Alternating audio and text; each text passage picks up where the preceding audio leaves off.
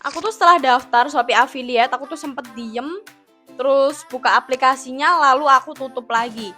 Bukan karena aku males, tapi karena aku bingung sebenarnya. Mau langsung upload tapi takut salah, terus mau nunggu tapi aku tuh juga takut bakalan ketinggalan sama yang lain gitu.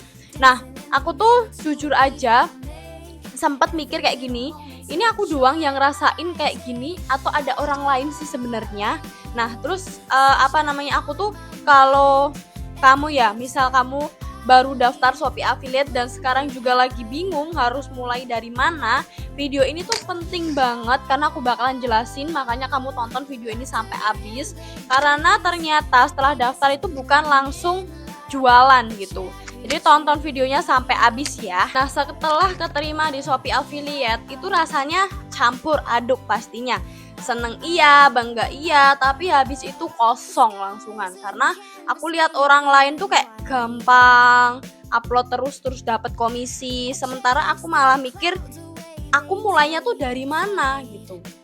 Aku ngerasa dikejar waktu sih sebenarnya, kayak padahal sebenarnya nggak ada siapa-siapa yang ngejar.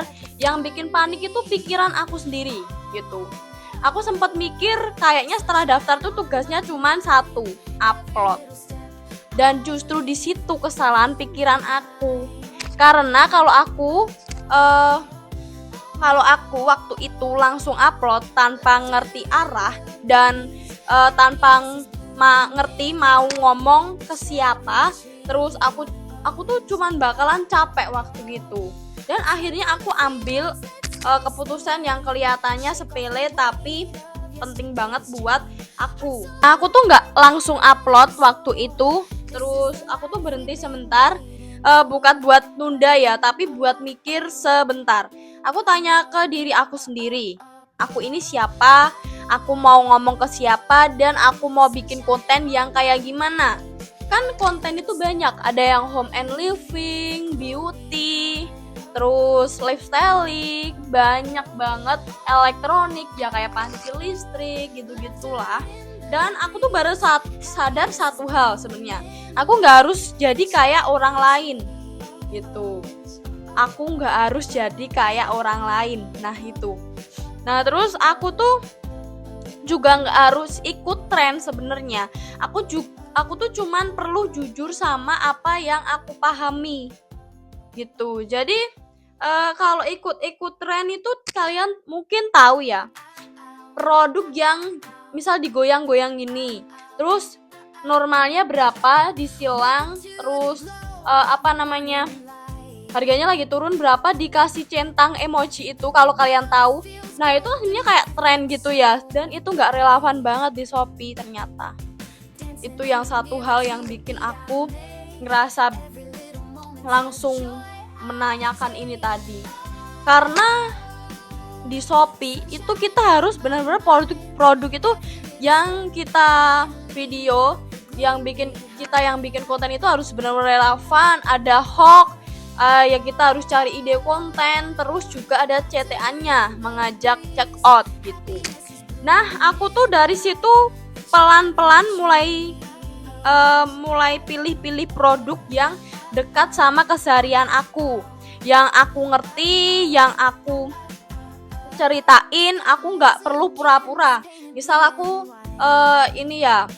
nggak pakai sunscreen dari itu, tapi aku tuh bingung. Ya udah aku bilang aja ini buat kulit sensitif aman. Kan itu sebenarnya memang relevan kan, karena kita menceritakan ya, bukan menceritakan ya, benar-benar relevan. Cuman kalau itu nggak benar-benar kita pahami juga menjerumuskan orang. Ya itu tadi, misal aku sunscreen ini cocok loh buat kulit sensitif, dan ternyata enggak. Kita enggak cari tahu dulu, enggak